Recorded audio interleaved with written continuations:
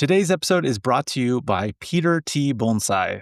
Peter is my teacher, mentor, and friend.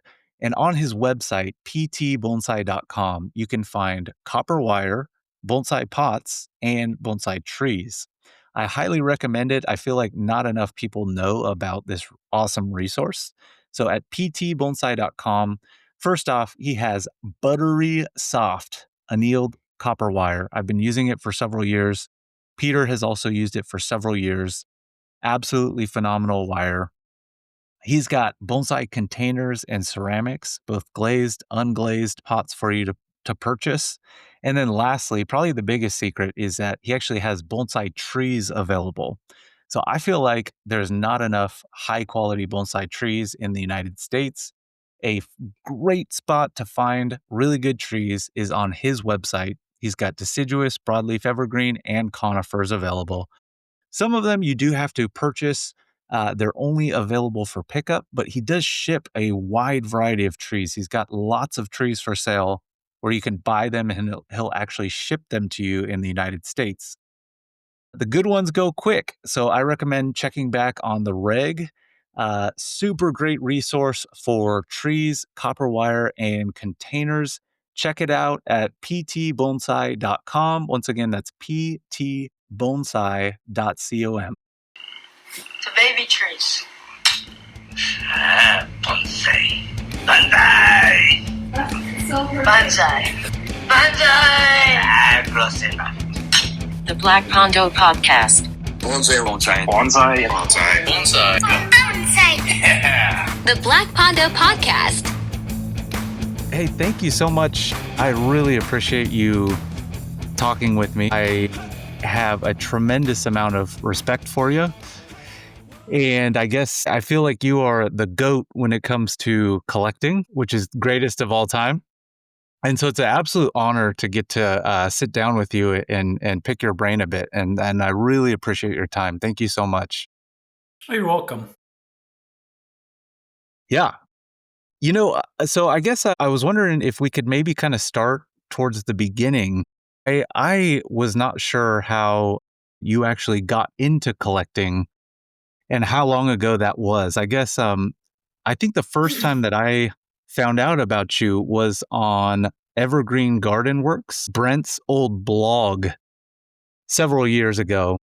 I think that was the first time, and I remember seeing some Rocky Mountain junipers that he posted, and I was just absolutely mesmerized and blown away by them. That was very early when I got into bonsai. But I was curious how you got into collecting and bonsai. Do you think you could give us a background on that? Sure. Brent Walston was probably up here at about, I'm going to wing it and say 2007. I think that was a visit that came about through a collaboration with Walter Paul at the time. There was some connection, I don't recall it. But I probably got collecting in the Rocky Mountains in about 2000 or 2001 the first time. I had started a bonsai nursery field growing in about 1996. And I was still working for a corporation wearing a suit and a tie, working downtown in Portland. But that was never going to be a career path.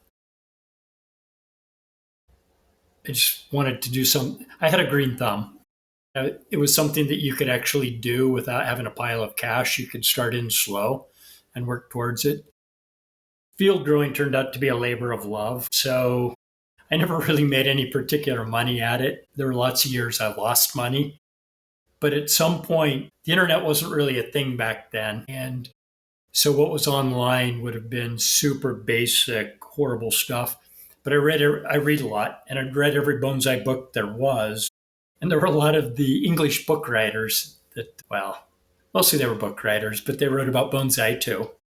And there was a couple of guys in there who talked about collecting out of hedges or urban yamadori, the Mugo pine that's been trampled to the bus stop. And, you can imagine, and old boxwoods, you name it, things that were overgrown in parking lots and yards. I got started doing that in probably 98 or 99. Made a few trips to the mountains locally with not good success. And more importantly, they were horrible trees. Yeah. But we start somewhere, right? Yep. Got to start And somewhere. I had a little bit of collecting under my belt in about 2000, I think. And coming back from Canada, my wife, I, and father had just come back from a boating trip. And we stopped at Dan Robinson's Elandon Gardens. And I had some spruce trees that were sticking. You could see them sticking out of the back of my father's. It was like a 22-foot trailer boat, a big boat, but still on a trailer. And we went and did the tour and we're walking around. And we came back out of the parking lot. And there's this dude in the back of his boat. And he's like looking through all my trees. He's pulling them up. And he's all gesticulating and excited. Turned out it was Dan. And he had seen them, and the boat was high. It was like 7 feet, but he'd seen some of the tips of the trees, and he climbed right in, and he was looking at them and all excited. And so that began a conversation, and I told him where I had found these. In exchange, he told me where he collected pines in Wyoming. And that was the beginning of a friendship with Dan, and that's what led me to the Rocky Mountains. So maybe that very fall, I met him in maybe July or probably August. After a deer hunt in early November, I was in western Wyoming and I drove to the eastern side of the state.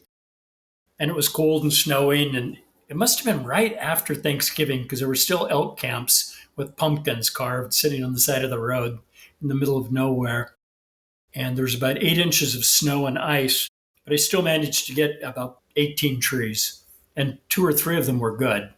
In fact, one was a limber pine that was just outstanding. And that was it.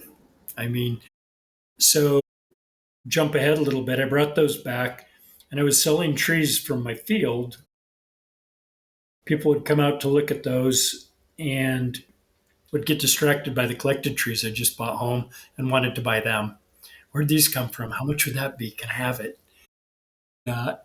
So anyway, that as I continued to collect once a year in the fall, it was always combined with a hunting trip because at the time I was raising kids and running my own business, which was a landscape contracting business. I built koi ponds and water gardens primarily. So just taking off, there wasn't a lot of money and there wasn't much free time. But I could combine it if I was sneaky with the deer hunting trip and add some days at the end. And There you go. the family knew what was going on, but they let me slide on it. It was very clear within 4 or 5 years that the future to make money, there was way more interest and way more sales possible. You can only sell so many trident maples and hornbeams. Doesn't matter the quality or the size, the caliper of the trunk. And it may have changed a little bit today because at that time you could still import from Japan pretty readily. There's half a dozen places on the West Coast that brought in hundreds and hundreds of white pines and azaleas and trident maples and everything that was in a pot and ready to go. So on a side note to that, John Eads is currently field growing, and he only lives 30 miles from here at Left Coast Bonsai. And it's a labor of love mostly, but I think he's doing okay. I hope so. I hope so too. I can't say that field growing is fun, but it's not nearly as fun as climbing through the mountains and you're tree hunting, right? You're hunting for trees. And I'm a hunter. And so it just happened to be that this combination of events fell into my lap at the perfect age where I was still physically fit and had the time and to make this happen. So now, for the most part, I've been semi-retired for a couple of years. I'm 65. I plan to do this for 10 more years. And I work 4 months a year, May, June, September, October. When I'm in the mountains, I work pretty hard. I would say that mostly I'm just efficient at it. I do love it, and it is hard work, but I don't notice that so much. It's like, wow, look at that. Look at this. Wait, so I won't retire anytime soon. Well, not being physically fit or, getting hurt somehow, that would be what ends my career. And it's not impossible. I'm doing this into my early 80s. The heavy trees won't be coming out and I won't be going nearly as vertical and I certainly won't be going as fast as I do now. I'm already slowing down. As you can guess, this isn't my first podcast or my first bonsai talk. but rein me in if you need to because I can ramble and run off on tangents. I may get lost, so don't be shy to rein me back in. I appreciate it. And I'm so excited to talk with you. I just, like I said before, I've been following you for so long. I remember those initial blog posts by Brent are what introduced me to you. But then I also was on some of the old school bonsai forums. And I think it's your cousin, Jason Gamby. He's just a friend that lives nearby. Okay. So I remember him posting a few Rocky Mountain junipers that he acquired from you. And those also just absolutely blew me away. And so just been following you for a long, long time. I think you also helped me with some aftercare tips back in the day. I don't know if you remember that or not, but probably around 2010 or so. I think I sent you an email with some Sierra junipers that I collected and was trying to pick your brain back then, and you were very generous with information in terms of aftercare. And since then, I've gone on and watched the Mirai aftercare videos that you created, which were absolutely phenomenal. And I basically just follow anything that you have put out there, and that's what I do for my aftercare when I collect trees. I think you've got a very solid process down, and so I really appreciate everything that you've put out there, and it's totally an honor to speak with you today. Oh, kind words. Thank you. I wanted to circle back. What did your initial customer basis look like for collected trees? And how has that changed over time? I imagine it's changed quite a bit over the last several years or many years. So in the beginning, I had the field grown bonsai nursery. And at one time I had over 22,000 trees in the ground for bonsai Wow. that had gone Jeez. in as seedlings. Each one of those is planted on a ceramic tile. God, I had a lot of ambition back then. It's funny to even recall that. Those trees primarily were sold to local people and Diane Lund at We Tree Nursery, which was down in Corvallis, Oregon. And she would then later, let me back up. I believe that she would buy those from me and she would heal them in sawdust for a year. These are deciduous primarily. Get a good root base on them and then get them into a container, sell them online, and she would ship them. I don't ship anymore. I haven't shipped in a long time. It's just a nightmare. Anybody who does it Yes, is, wow, hats off to them. I completely agree. It's the worst part. It would be horrible, especially It, Yamadori. Oh, would not want to ship Yamadori. it's horrible. So it's a time consuming process and often it ends poorly and it's very expensive. So she was my initial customer base, but it was primarily for the deciduous trees. Because even in the beginning, the Amadori prices were, but by today's standards, they would Like they're seem cheap. unbelievably ridiculously cheap.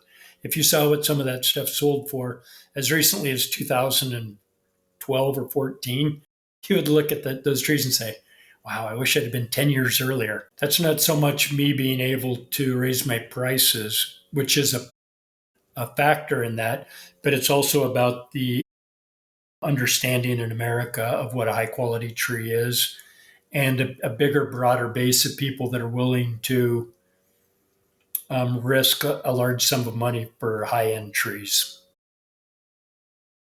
So, in between, right now, almost all I sell is collected Yamadori. And in the last 2 or 3 years, mostly high end stuff. The numbers that I collect now are very, very small compared to what I did do 10 years ago and up until about COVID.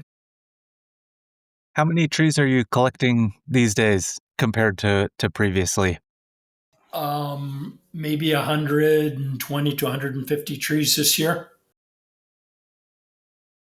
There were times when I could get permits in country for what I would call high alpine species that they were old as in compared to nursery stock, stuff with half-inch calipers that would be 25 to 45 years old and knee height or less. And there was a big market for that in the Northeast, and they were literally tens of thousands. There still are. It's just a lot of work and a lot of effort for minimal value. But I had a business where every year I would ship a 53-foot container full of collected trees out to Chicago and Harrisburg, Pennsylvania. And I did that in conjunction with Walter Ball, who was an unofficial business partner, if you will. And we did that for about 13 or 14 years. And so there were lots of years, there'd be 350 or more trees on that truck. It was crazy because we'd hand load them all in, and you have big trees in big containers, and then they'd be full of little containers, and then 1 gallons would be inside of this. But it was a lot of fun. It's a lot of trees to water over the summer. It's a lot of, it took a lot more time for very little financial gain. It was more a passion at the time. And it's evolved, and now it's streamlined because as I get older, I like to make enough money to afford vacations and go on hunting trips and do what I do. And tree collecting allows me to do that. It also gets me out in the West in lots of different states every year. And I just realized that I digress. Again, I ran away from the question you asked, which was, what are my customers? So they started as local deciduous field-grown tree customers. And over the course of about 20 years, 25 years, it has evolved into mostly people that are after high-end stuff. And most of my stuff is out of the Rocky Mountains. I've been in pretty much every Western state. I just hunted caribou in Alaska for the last 10 days of August. And I found some unbelievable spruce trees up there. And there was permits available. It's just a matter of trying to get them out. And could you do it commercially? And is it worth the time and the effort? And the answer is no. But I may do it once just to get up there because it would be like an adventure. Wow. Yeah. And I got off topic. But in a roundabout way, I love what I do. And I don't advertise online or do the blogs or run the websites anymore. It just turned out to be way too much. It was a lot of wasted time. And people didn't do it on purpose. It was just what happened. And I talk to people who run websites and stuff now, and the same game happens.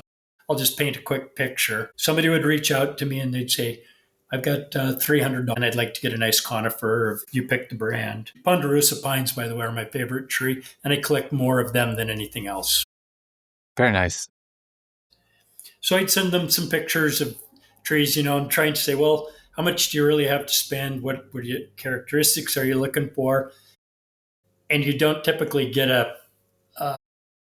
if somebody really has $500, they don't want to tell you that. They want to tell you 350 so that they're afraid of getting taken advantage of. These are all ballpark statements. And you blanket statements. And so I'll send them some pictures and they'll see better trees in the background and they'll say, well, what about that tree or this tree? And 5 or 6 email communications and pictures later, we're looking at $1,200 trees, and they will end up buying a $75 tree because they feel guilty about wasting my time and stuff. Now, that scenario happens so many times. I'm sure. I didn't have time because I was also running the landscaping business at the same time. And in the winter, I would cut firewood commercially. Because in Oregon, the rain starts in September and it lasts until June. When the rain starts here, nobody thinks about their yards. So you work really hard from June through October. And if you could schedule a couple of big jobs in January, February, maybe. That's how my customer base has evolved. Now, since I don't advertise, people reach out to me online, much like you did. And it's funny because people are always struggling to find me, but I think I'm accessible. I've got it. And you're welcome to put my email address out there at the end. That's probably the best way to get started. And then if they're serious, I give them a phone number and we'll move to texts. But people are aware of me and they reach out. A lot of people think that I'm unapproachable or that I only sell to Marai or Marai students, but before that it was Walter Paul, and before that it was Boone. There's always this weird scenario of, No, you can't buy it. You can't buy it from him. You can, but the reality is, if you're serious about a tree, you're going to have to come up and visit me. And it's a pain in the butt for most of the country, but it's also not that expensive. If you're truly serious and you communicate with me ahead of time, we can schedule a time when you can come up, and my container yard is basically full with trees that are ready to go or available. You may have to put some money down to hold them, but we'll wait until they're actively growing and then we'll find a way. And most of the time, there's 2 or 3 times a year that I can find a truck or a van or somebody going back east to get stuff to the east. And California is much easier. Very nice. I'm down in the Bay Area every spring at least once to drop trees. Great. Great. That's fantastic. I guess I would highly recommend that anyone that's interested go out and visit you in person and see trees in person.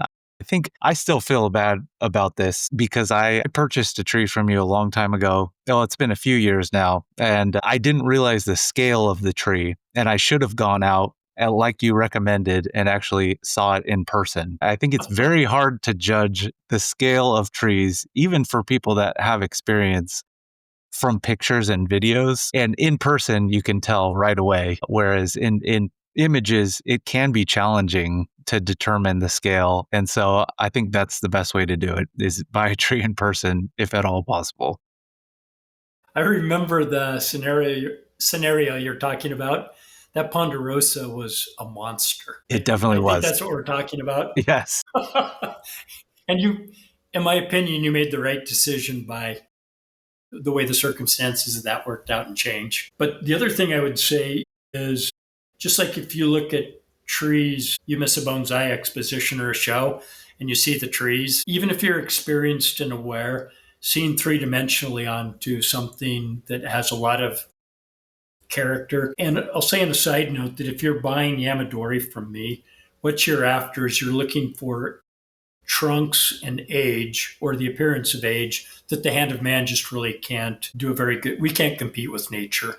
And you get some acute angles and that the spiraling live veins and the old ancient deadwood that starts to get the like dragon scale and stuff on it. And when you start to peek into, and the good trees, let's be honest, are, but even the very best small trees from me are going to be about knee high with tremendous trunks. But from there, they go up in size. And I get little trees too, but you can judge those pretty accurately. But once you start to get limbs and a canopy and dead wood and hidden shari, and you're spending significant money, it's worth a $500 plane ticket ride round trip. And I'm Most only, definitely. this sounds like a sales pitch, not meant to be, but I am only 45 minutes or an hour from Portland. That's great. So it's That's not great. uncommon anymore for people to, especially people from California, to just jump up, fly up in the morning, visit me in the afternoon, and go home that evening. This has been going on for years. And it comes and it goes. COVID slowed that down, but this year it resumed again. Half a dozen people came up that way. And it's effective. And if you're going to, and often the same people will pick more than one tree. It's not uncommon for people to grab 5 or 6. Most definitely. That's fantastic. Yeah, I was actually, I was just at Peter T's house for the last few days, and there was a gentleman there. His name's Max, and he was telling me that he has bought a couple from you, and he's like, yeah, I'm texting Randy once a month, and I am always trying to keep tabs on when he gets new trees, and he was talking some strategy on how to get the best trees from you. It was pretty funny. What was the guy's name again? His name is Max. MAX? MAX, yes. Yes, I just chatted with him today. Very nice. He Doesn't has done surprise an me. incredibly good job of communicating with me. I can tell that he and many others sometimes are afraid of being the squeaky wheel by reaching out too often. Yeah, But once we've developed a rapport and I understand what you're after and you're serious, at that point you're going to get my text information so that we can communicate far easier than we can via email. He is, I think I got a message from you as well. And you can change this if you need to about looking for high end stuff. And the biggest problem with that is that even in a good year, there are only 10 or 15 super high end trees, and there's always going to be people that want the top five. And Absolutely. in general, if you've been a customer of mine for a long time and we have a rapport, and this goes, let me digress and go back to, because I listened to some podcasts, some of your podcasts a couple of months ago, coming and going from some hunting trips where I had long drives. And to answer some of the questions, if you've got a long history with me and you're successful at keeping trees alive and you're not a serial murderer, I say that lightheartedly, but you know what I mean. There are some folks that tend to lose more trees than I think they probably should. But if you're successful with my trees, that is the best way to move to the top of the heap, if you will, for the truly significant trees. And I would be the first person to tell you that I get a lot of people that come out of the Seattle and Upper Washington area, and I rarely sell them Rocky Mountain junipers. And I warn them off them constantly because they just don't live in the right environment. It's just simply not hot enough up there. And I would tell probably you the same thing, that you shouldn't look at a mountain hemlock or a larch tree. So I try and do what I can to tailor tree sales to people so that they're going to be successful. There's an old adage that it's easier to maintain a customer than to create a new one. And it's been my experience that if I sell a tree, or even if people put money down or hold a tree at my place and it stagnates, possibly dies, or let's say it loses an important limb in the composition, I offer them their money back or a credit. But if you let a tree go out too soon and it dies, people think you've sold them a defective tree. And it's very oftentimes you never hear from those people again. I don't know what happens where they go. And on a related note to that, if anybody is out there who is listening, who's purchased a tree from me in the past and it's suffering or it's stagnating or there's problems, I tell everybody this when they buy a tree. If there's a problem, reach out to me before it's dead, before we're doing a root autopsy to see what we can learn. I want the trees to live and be successful, and I want people to think they made a good purchase and that I want to do everything I can to help them be successful. Definitely. And now that I do less commercial sales in bulk to the East Coast, it's that has worked out a lot better in my opinion, because there's a lot more one-on-one personal. I know pretty much everybody who is a customer of mine now by face.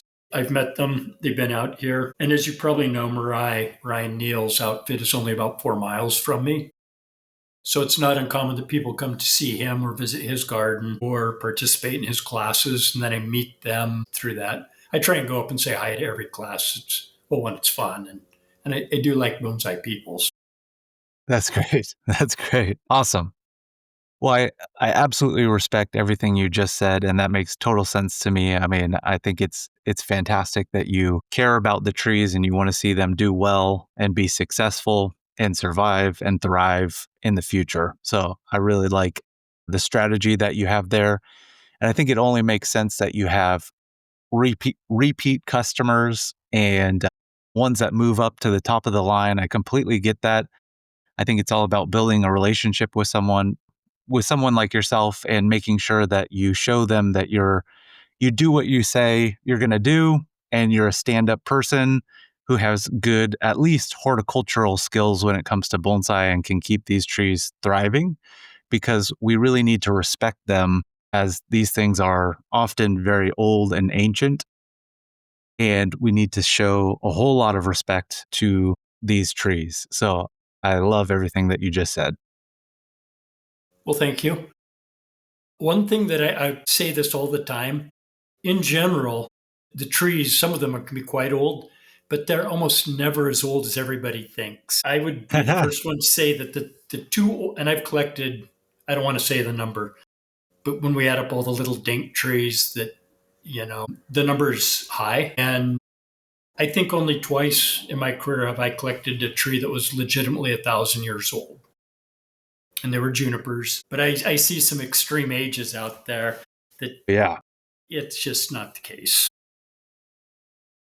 And Yeah. anybody, aspiring collectors or anybody that finds himself out in the mountains, you'll find dead trees at times. Or if you have a tree and sadly it dies, it's interesting to cut through the trunk and count the rings, and you'll be a little bit shocked at how quickly some trees can put on the appearance of age. Gotcha.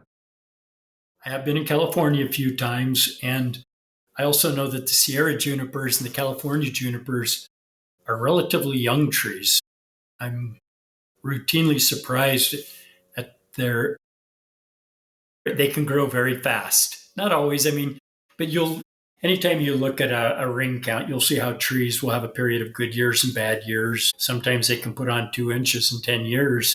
And then you might, at some other point, you might see 20 years with a quarter of an inch. I see that in pines more than the junipers. But the reason the Rocky Mountains are kind of sought after and what makes them so spectacular is they are a little bit older than the other junipers, and they don't grow all year. They grow a little bit in the spring and a little bit in the fall.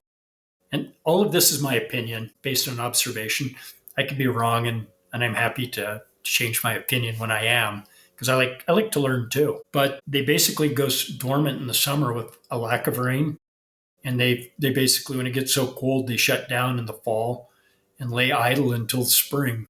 So I'm going to make these numbers up, but I would say they grow April to the 4th of July, and then they grow again in September and October as soon as they get some rains. And November, it can go into November, and this year they did. And they get the crazy shapes because of leader substitution for any number of reasons. Typically, it's not snow load. There is snow there, but it has more to do with wind and desiccating events. Tops that get basically freezer burn, or I think that it's more of that, losing the tips from freezing in the winter than getting burned in the summer. Yeah. Anyway. That makes a lot of sense to me. Changing the leader. I guess one thing I would love to pick your brain on is just the differences between what you see when you go collect in the Sierra compared to the Rocky Mountains in terms of many different things like terrain and trees. But I tend to see not as much twist on Sierra juniper as opposed to Rocky Mountain juniper. Like Rocky Mountain juniper seems to have some of the best twists that I see, as well as with ponderosa pine. Like the ponderosa in the Sierra, I don't seem to see as much twist as the Rocky Mountain versions. And I wonder if you have any thoughts on why or what causes that twist. I guess my thought was maybe it has a lot to do with wind in the Rocky Mountains, as it seems a whole lot windier over there. But I'm wondering if it's more of a genetic type thing, or if you've given it much thought. I have thought about this, and I don't know for sure, but I have some observations I'd be happy to share. Please. I was just recently in the Sierras, and after I was mostly chasing lodgepole pines, but I got a few Sierras too. And I actually looked this up online afterwards, and I've done it before, I just couldn't remember. The Rocky Mountains are a much older mountain range. They're a little bit more decomposed than the Sierras. The conditions in the Rocky Mountains are not nearly as hot and desiccating in the summer as they are in the Sierras. So when you collect in the Rocky Mountains, you find rock pockets that have more decomposed granite, DG, and you get pockets of roots with fine capillaries there's can be more volume to that root pad that you collect. The trees also often in the Rocky Mountains don't have as much anchor holding them in place as they do in the Sierras. In the Sierras, I see, regardless of the species, things mostly growing in cracks. When you find one, you get a permit and you find the right area, and you find that within those pockets, it always seems to be more soil to me than DG, which I don't know that makes a lot of difference, but the capillary root systems, because of that, or I don't know because of that. I do know that comparably in the Rocky Mountains, if you get a good tree with good roots, you can get a way finer capillary root mat. And the mass is just, I'm going to say it's 10x more than in the Sierras. whether we're talking Wow. pines or junipers. You get a lot more cord-like roots and anchor roots in the Sierras. And it's my belief that you guys get so hot in the summer without thunder showers and any appreciable rainfall that the trees simply don't survive unless they have an anchor root that goes down deep and taps into some sort of a water supply. And of course, that's going to be, you're never going to collect that root. So the other thing that I notice is that the trees in the Rockies they pop out of the rock, if you will. It's a term more than a real thing. But they come out more easily in the Rocky Mountains than they do in the Sierras. In the Sierras, Really? you walk by significantly more trees that are like, Mm. there's no way. Okay. It might wiggle a little bit, but that's a deep wiggle. That it's wiggling from a foot down, and there's no capillaries between here and there. Why would we collect it? It'll die. So you think there are significantly more collectible Rocky Mountain junipers compared to Sierra junipers, would you say? I wouldn't say Rocky Mountain junipers, no. I would just say trees in general in the Rocky Mountains. Okay. The Rocky Mountain junipers are relatively small number compared to the pine trees in the Rockies. But you would see the same thing in the Sierras. You get into zones of Sierra junipers, but primarily you're going to be in pines, whether it's Jeffreys, ponderosas, sugar pines, lodgepoles, western whites. They have many of the same species in the Rockies. The Rockies are also a lot wider and a lot longer. You know, if you come up out of Sacramento, let's say you just drive over I-80, there's not a whole lot of collecting type rock and ground as you come up the west side and you kind of peak on the eastern side and drop over, you're going to find the rock. And you see that from north to south. You're probably aware of that. So the other thing that I think might affect us a little bit, it's my opinion that the Sierras burn more frequently than the Rocky Mountains do or did.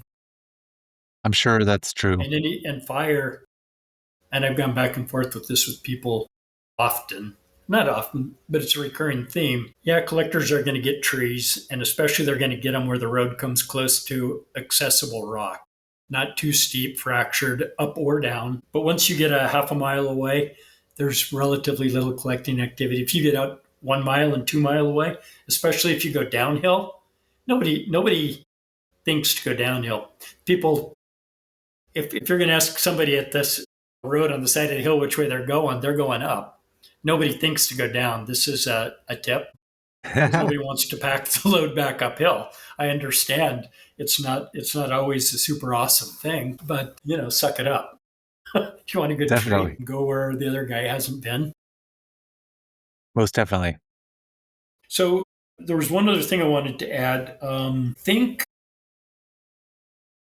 that one of the things that Dan Robinson told me 25 years ago was in the Rocky Mountains, they have summer rains. It's called the Front Range. And I don't remember the story, but they do get thunder showers and they do get periodic rains that I believe help with that capillary formation in the rock pockets in the Rocky Mountains. Elevation doesn't seem to matter, whether you're at 6,000 or 7,000 feet or you're up at 10,500.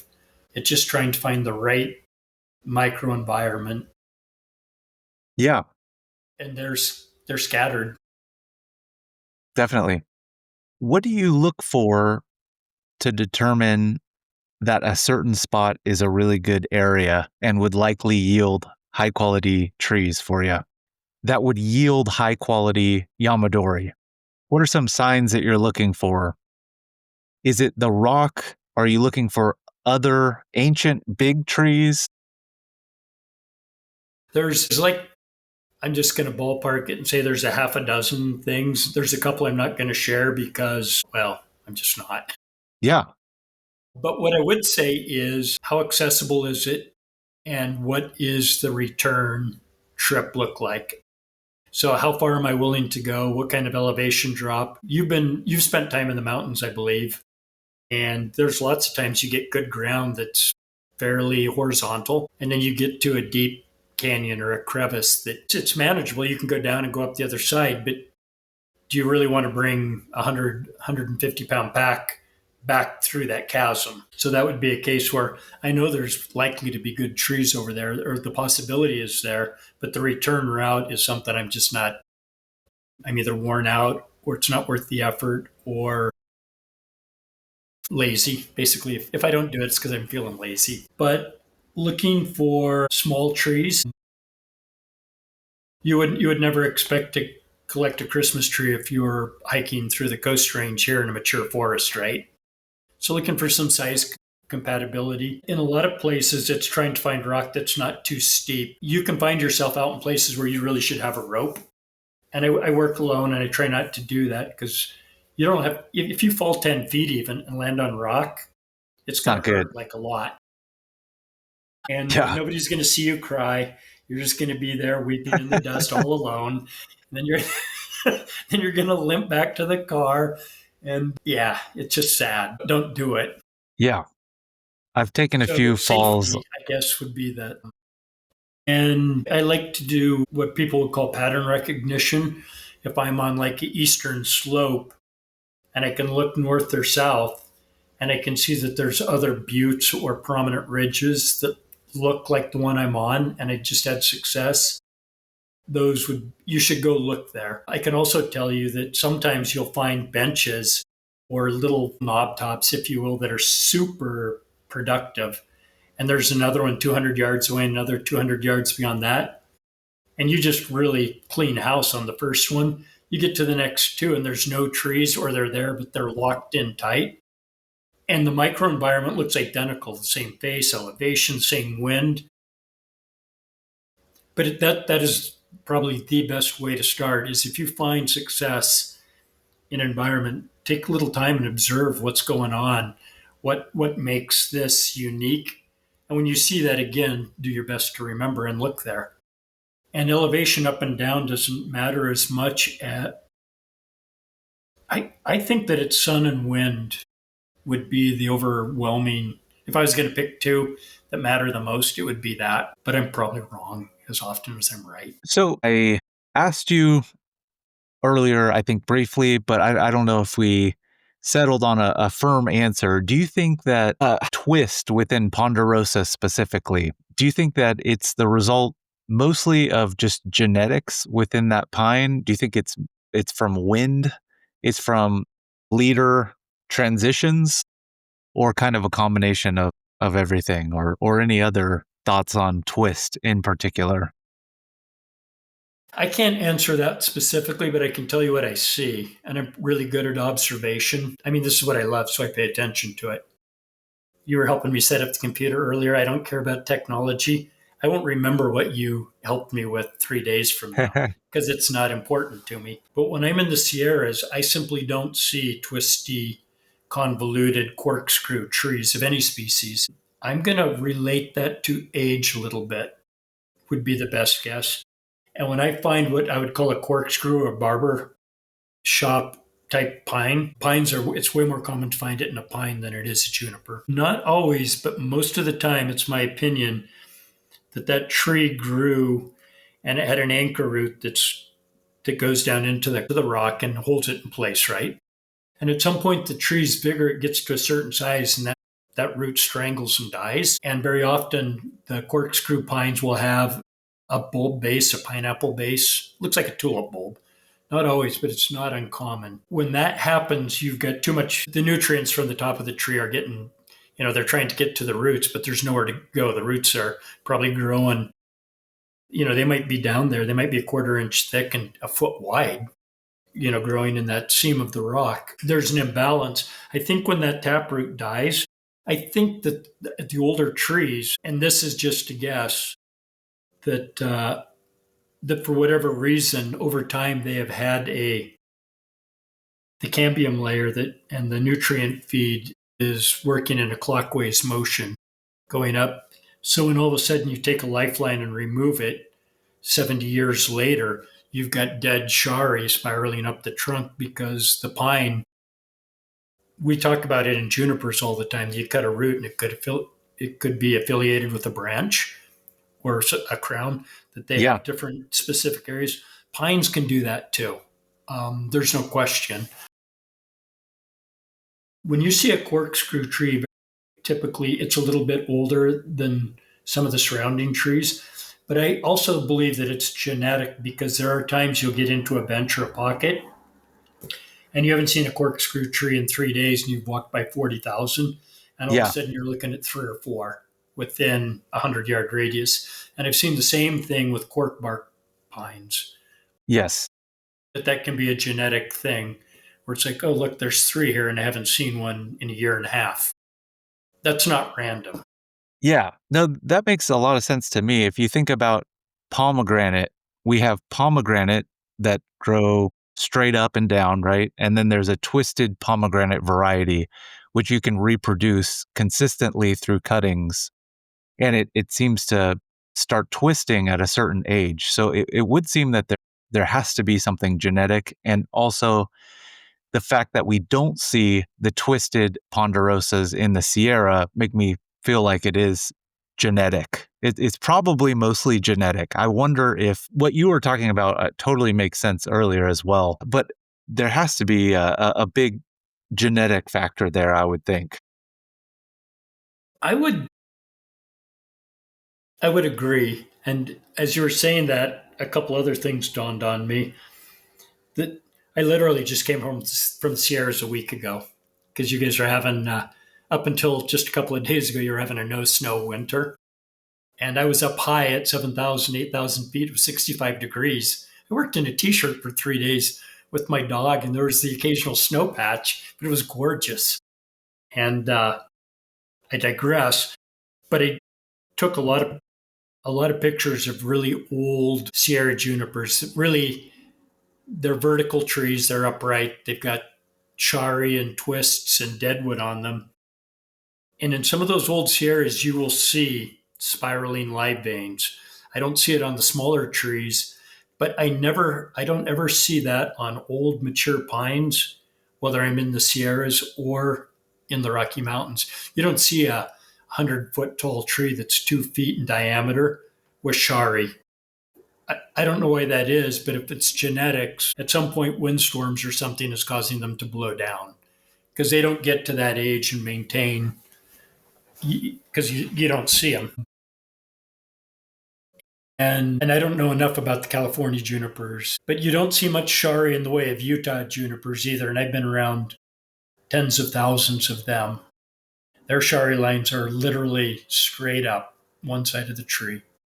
If you find a twisted one, I've got an analogy to that story. There's a lot of places I've been that have both primarily Utah junipers, but there's a few Rocky Mountains thrown in. Typically it's sandstone country, which is horrible collecting success. Or if you get the fine capillary roots are 14 feet from the trunk running down a Yeah. seam at the side of a hill full of potential trees. And in the distance, you'll see some elegant, beautiful, curving, twisted juniper. And every single time you walk up to it, it'll be a lone Rocky Mountain juniper in a sea of Utahs. That's a recurring theme in three Ah, different states. interesting. So that's probably genetic. There's a relationship there as well. Got it. Randy, in your mind, I would love to know, how do you rank all the junipers for bonsai characteristics? For example, I would assume you're going to say Rocky Mountain number one, is Sierra number two, and then California, Utah. We also got one seed in there. How do they stack up against each other? And I know that's very broad and it mostly depends on this specific species or specimen. But do you have a kind of a general outline of rank in your mind? Yeah, so you nailed it. Rocky Mountain junipers are probably the best in the world for trunk and deadwood and movement. I would agree. My opinion, and I'm biased. The Japanese might think differently, but you don't. At the end of the day, have you been to Kokufu or you've been to Japan before, right? I've been to Japan. I was there for like 2.5 weeks. I was at a bonsai nursery the entire time at Aichien. Yes, I didn't see Kokufu. That's still on my list. So we, if you're just talking about frames, trunks and branches and deadwood and shari and crazy, the Shimpaku can't compete with our best Rocky Mountain junipers. And I think even the Japanese would even if they wouldn't say it out loud. They have eyes, right? They're good at observation as well. We know this. So, and then Sierras would be number two. Probably, I've only been down after California Junipers a couple times, and that was 10 or 12 years ago. And I was more up in that Tehachapi area. I went down into the Palm Desert. I can't speak effectively about California's, but I think Sierras, you get more unique stuff going on with them than you do the Utahs. However, I can say that if you just like deadwood and some crazy forms, there are a tremendous number of good Utahs out there that don't fit what would be the conventional Japanese standard of curving, spiraling limbs in the right places. But if you're okay with crazy and massive and just impactful, there are some impressive Utahs. And Are Utahs are Utahs seldom harder? collected, and there's like I'll just say it. There's millions of Utah junipers between southern Wyoming and northeastern California. I've collected Utah. That's how I started my collecting journey. However, I always thought that they were a lot harder to actually extract compared to Sierra junipers. I didn't find nice pocket Utahs. I was probably in the wrong areas, but they weren't growing in like, where their roots were confined by stone and granite. And so I always had to challenge removing them, getting a lot of nice fine roots. And so I stopped collecting Utahs. Was that your experience as well? Yes, and I'll add that there are quite a few Utahs that are collectible in the sandstone. But one of the bigger problems for me, because I'm a tree collector, and I consider it my job to really find high end trees and have a high success rate with getting them out of the soil and transitioned into a bonsai pot so that somebody that can then actually start to style them. And the length of time that it takes to get a Utah juniper to that is double or triple what a Rocky Mountain is or a Sierra. The Sierras, I have phenomenal success with them growing quickly, rapidly, with what I would call juvenile vigor. And I think it partly is because they take up water better and they're just a Quickly. faster grower. Yes. But the Rockies and the Utahs are probably similar in age. But the Utahs, for whatever reason, are just very slow. So I'll give you an example that if I'm on my game and have a good year for any number of reasons, but weather and Mother Nature cooperating where I live, just enough sun, not too hot, not too windy. If I collect trees in May, June, mountain junipers, and especially if I can plant them in Anderson Flats, if I don't have roots growing out of the bottom of the flat by September or October, somehow it's a bad year. So this year was the best year in 7 or 8 years. I had stuff growing out of the bottom of the flats in 6 weeks. And you've seen some of my trees, they're older in general. And where I was going with that is spring collected trees will have roots on them, effective new roots growing, capillaries out of the bottom of the containers by October, most every year. It's not till the following year you get the foliage growth. The Utahs are fully 1 year behind that, and sometimes two. So it takes 3 years. What I'm saying is 3 years for a Utah to do what a Rocky Mountain juniper will do. And Rockies are slow compared to Shimpakus and Sierras. I don't have any experience with the single seeds or the one seeds, or there's some alligator junipers and a few others down in that southwestern country, which is just a little bit far for me. And I've been there and I've seen them and I know about them. I've never really collected them. But there's a nice guy named Richard Lee, who you probably know. I've talked to him about some of how he collects things. And Richard's a great dude and he collects in a very different manner. But I know from Todd Schaefer and other professionals that have gone on to take these trees out of the boxes and repot them into bonsai containers later, that he has tremendous capillary roots on those. And I'm not going to share how he collects. I think people know, but it's not my place to share. But they are basically growing in the soil, which a lot of really good Utah junipers grow in the soil. But there's the size of the boxes. You're talking about using equipment, right? So this is never going to be a public land permit thing that you're going to be able to do. It's like a private land scenario. So with that, that's something I'm never going to do, and I'm just out. That totally makes sense to me. And I've saw the same experience with Utah in terms of they're just slower to recover and harder to dig. So I completely get where you're coming from there.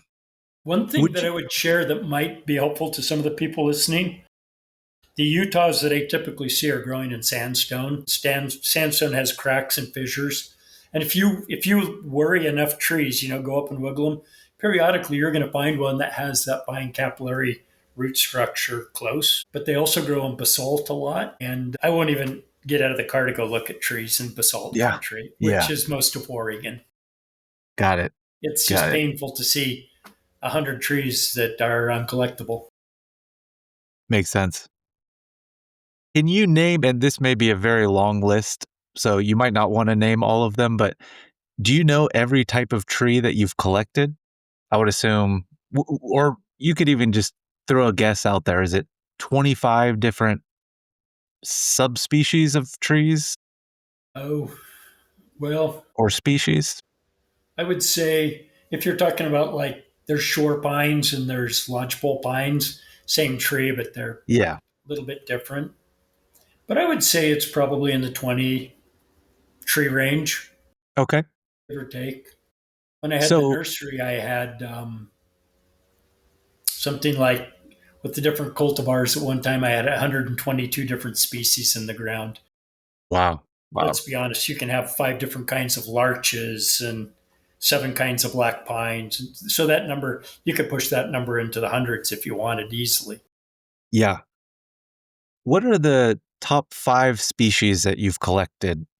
I'm sure it's Rocky Mountain juniper, number 1, ponderosa pine. Oh, you said ponderosa pine number 1, right? I'm known mostly for Rocky Mountain junipers. Ponderosa pines are my favorite tree, and they're my favorite tree to collect. I like those two. I like limber pines, which sometimes you get into pockets of them and you have a great year, and then sometimes you have 2 years where you see a bunch of them, but they're unworthy. So you just don't have any. I really like lodgepole pines. They're common where in your state, but in the Rocky Mountains, it's hard to find good ones that are worthy. I've had luck with Western whites, but there are a lot of places that you can't get. They're not on the permit. I used to like. I don't know why I thought of this. I love to collect Engelmann spruce. I've Gotcha. had tremendous success with them, and Douglas firs That's out of great. the Rocky Mountains. It's a different subspecies that we have here. We just don't have the right kind of rock in the Pacific Northwest to get. Never say never, but good Douglas firs are uncommon here. Makes As sense. I'm saying this, everybody knows about Scott Elser and his Douglas fir that came out of a road cut dirt bank in Western Oregon. So it's always possible, but it's not. You wouldn't come here to if you're after Christmas trees in Oregon or Douglas firs, you come here for a Christmas tree. Got it. Love mountain hemlocks. I don't mess with them very much anymore because they're a root sensitive species. And when it comes to repotting, it takes finesse. And it's my opinion that they're best handled in literally like a 2 or 3 week window in the spring. And that could vary from nursery to nursery. And if you miss it, even if you, sometimes they just look at you, if you look at them sideways and almost slip pot them, they can die. And so I don't collect them because again, if it dies at repotting, it's going to be Randy sold me a defective tree. So, and then they also have a very narrow range of the Pacific Northwest is where they're happy. And I guess I really mean Oregon and Washington and the west side, because the eastern side of the state, they would struggle. There is a subalpine firs I really like, and there's some tremendous ones. But again, they really are only happy here in the Western Oregon, Western Washington, so the market for them is limited. Got it. Are there any species that you see yourself possibly collecting in the future that maybe you haven't experimented with? I have collected Colorado spruce, which everybody refers to as blue spruce. That's really Colorado. Okay. But Todd Schaefer's my friend, and I like to not step on his toes because that is his forte and his that feels like a Todd thing. I do know some places to get some ratty specimens that don't compare to his, but they are very niche oriented. I would like to collect some more of them. They're also a very hardy tree. They're much hardier than an Engelmann. But another species that it could be next August that I go up to Southeast Alaska and climb around in the bogs and collect Sitka spruce. That would be cool. People get all hot and bothered about the cedars, and I don't remember I think it's yellow cedar, but it could be white cedars. They don't do very much for me. They've got some tremendous lines, occasionally more Bunchen-esque stuff, but the foliage is always droopy and it's messy and it needs a lot of attention to make it look pretty. So I've avoided those. There is one species that I wish that I could collect successfully, and that is coral leaf mahogany or mountain mahogany. Okay. I can collect it out of the southern Oregon region in the soil, and it grows just fine. And it's got dead wood and character, but it's not like the stuff you see in pockets in the sandstone in the Rocky Mountains. And I've literally collected that by lifting them out with literally a full root pocket and just slip potted it into, brought it home and been very gentle, hardly touched the roots. And they just slowly wither and die, much like a kinnikinnick will. Yeah. I think that it's my opinion mostly that it's pH related, but I don't know that. I do know that they both have very fine, delicate roots that would remind you of a Satsuki azalea root. If anybody has successfully collected these and had them live long term, I'd love to hear it. The same thing with manzanita. Manzanita. If I collect Yeah. it out of the dirt, I can bring it home and it'll grow. But if I pull a pocket manzanita out of Northern California with perfect roots, they're untouched, and all they do is cut an egg root. I bring it home and it slowly languishes and dies over the course of about a year and a half. On a side note to that, I was in a hunting camp in Alaska with a retired BLM range manager. I forget what he told me, but it was his job to know like a couple 300 species of plants that were on the different ranges. And he reminded me that a tremendous number of plants are so adapted to their unique little microenvironment. He Yeah. used different words, but that little zone where they live, to move them out of that, they simply can't do it. But there's more to it than that because curl leaf mahogany, for instance, and kinnikinnick are grown in nurseries in bark dust, pure bark dust. I mean, you can go buy them in 1 gallon containers for $7 at your nursery store. And those trees you can pick up, plant them, do them, and put them in the dirt, put them in your bonsai pot. They're unworthy as bonsai, but they grow. So Yeah. there's stuff that I don't understand. Always will be.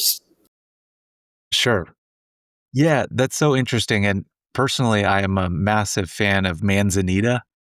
I went down a hardcore rabbit hole with manzanita, and I was growing them from cutting for several years. I was twisting them up. I was adding shari on them. I collected a couple of them.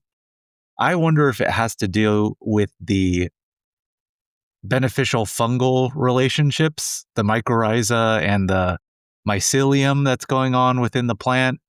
If it could be something like that, or just like you said, moving it out of its unique microclimate. But it's so interesting. It's like bulletproof if you put it in the ground and they'll grow all over the place in the ground, but something about repotting them or trying to keep them as bonsai, they just don't want to live. And I don't know what it is exactly.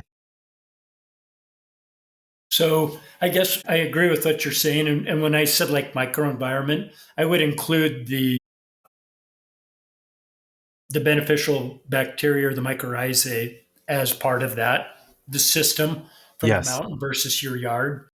One thing that I can share with, because I collect sagebrush too, Yeah. is if you use chemical fertilizer, let's say Miracle Grow or standard triple 20-ish chemical, sagebrush doesn't like it and will die, and the manzanita will as well. So, and I've done tests on this. They weren't good trees; they were just stuff because I always got experiments, and chemicals will kill them. Interestingly enough, the curl-leaf mahogany they're older. I don't know how old. I would guess 60 years old out of the dirt. Maybe only 40. I can fertilize them with Miracle Grow and it doesn't affect them. And Interesting. my guess would have been that they would die too, but they don't. Sagebrush likes BioGold. Okay. Yeah. Nice. Very interesting. There's a lot to unpack there and things that I'll probably never know, but I sure would love to learn manzanita. And please keep me updated if you learn anything else regarding mountain mahogany or manzanita or any of those other tricky species. Yeah, I will. And if you have listeners that have had success with that, I'm all ears because Absolutely. I'm curious as well. One thing that I alluded to about chemical fertilizers, and I'm going to share this with you and people that might listen. Somebody will listen to this, I'm sure. When I collect my trees, I bring them back and I have extremely small root balls. I buy screened pumice by the yard and then I put it through a 1/8 inch screen, and anything that I'm aggressive at getting it through that. If anything fine that falls out is gone. So I've got a very coarse mixture, and I also have a very wet environment. But because when I collect a tree, I'm not interested in top growth so much as getting a bunch of new abundant root growth so that it can carry on to the next stage. I fertilize pretty heavily. In a perfect year, I would fertilize every 2 weeks in the growing season with full strength Miracle Grow. It's not that I buy a nursery mix, it's more affordable, but it always ends up being something like 18, 19, 22, for instance. But it's blue. It would look just like Miracle Grow. And I run that full strength out of the end of a garden hose mixer. And I fertilize the bark, the foliage, the roots. And the reason I can do that and get away with it is because my field soil amount in the original tree is quite small. So as you're watering the top of that, water's running out of the bottom. If you were to do that with the standard bonsai mix, you would hurt trees. But for what I do in my niche, it's I believe wholeheartedly in organics. It just takes so long to get things up and running, and the concentrations are so low.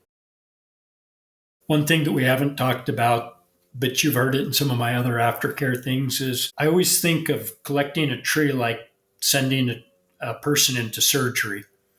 Young people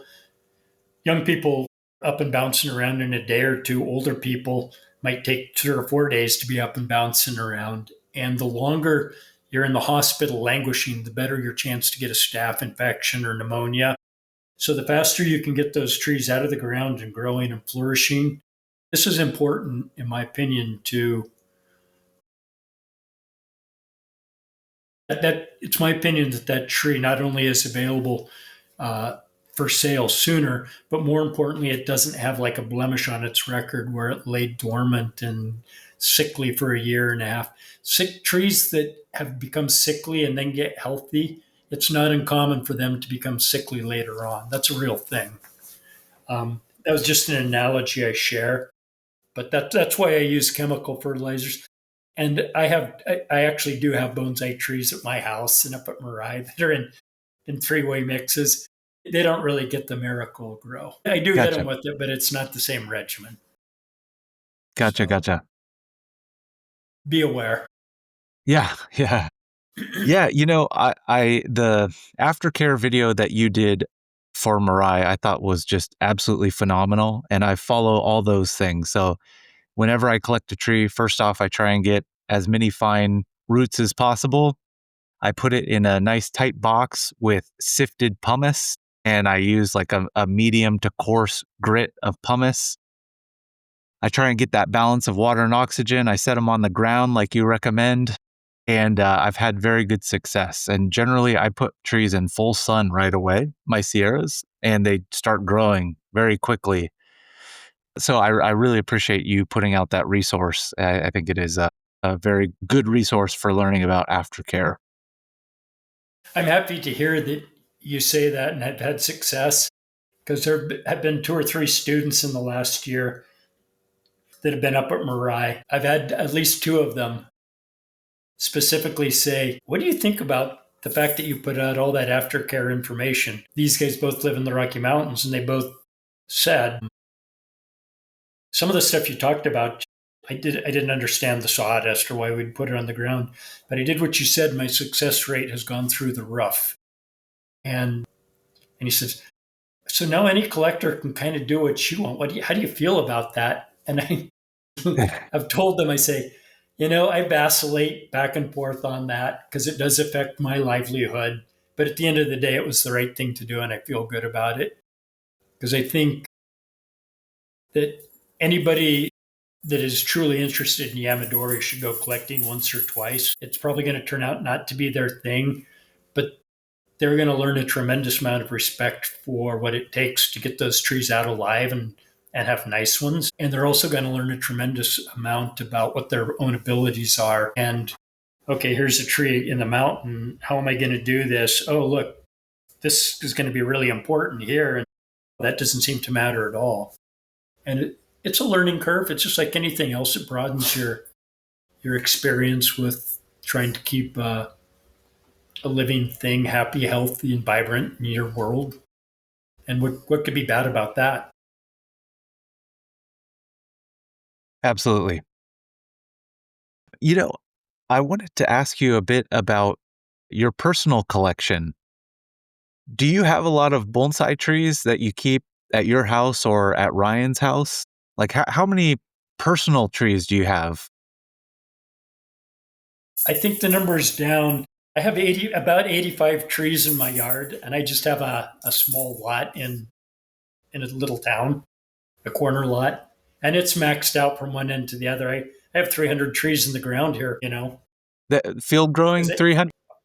300 seedlings that have been root pruned, grown, dug up, reworked, planted, because it's a Nice. sickness, It's a good sickness. So, not counting those, I have about 85 trees in pots. And a few of those are things that are unique, but a lot of them were things that were at the garden and never sold. And after 3 years, they have to be repotted and dealt with. And if I put it in a bonsai pot, it's not going to sell. Randy touched a tree. They're like, no, I want a wild tree. I don't want something that's tame. So, but it's good practice because it forces you to work with trees that typically have defects. And so I also have quite a few deciduous trees here, stuff that I grew in the field and some that I salvaged at a Tilperian. They got a lot of work to be done, but it's not that easy to find affordable 30-year-old trident maples with 6-inch trunks that are 2 feet tall. So I've got that here. And at Marai, I try and keep. I had 50 trees at one time up there. I think I have 35 still that are, for the most part, more or less show ready. Sometimes, they have hiccups and it might take 2 or 3 years, but they're in good pots, tiled. A lot of them have been worked on multiple times. And are these trees not for sale? No, my These trees are are all for sale. like everything is for Even sale. up there, there's Is there a couple anything that I've. For instance, it's not uncommon for me to turn offers down on trees. I feel like there was a tree that won the Artisan's Cup. It was I think they call it Big Blue. I don't name my trees. I feel like if you do that, it's going to die.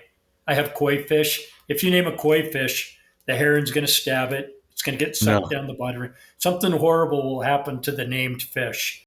So I don't name anything. I have koi too, and my kids named all of my koi, so hopefully the herons don't come, but they're all named. Well, there you go. I don't know what to tell you.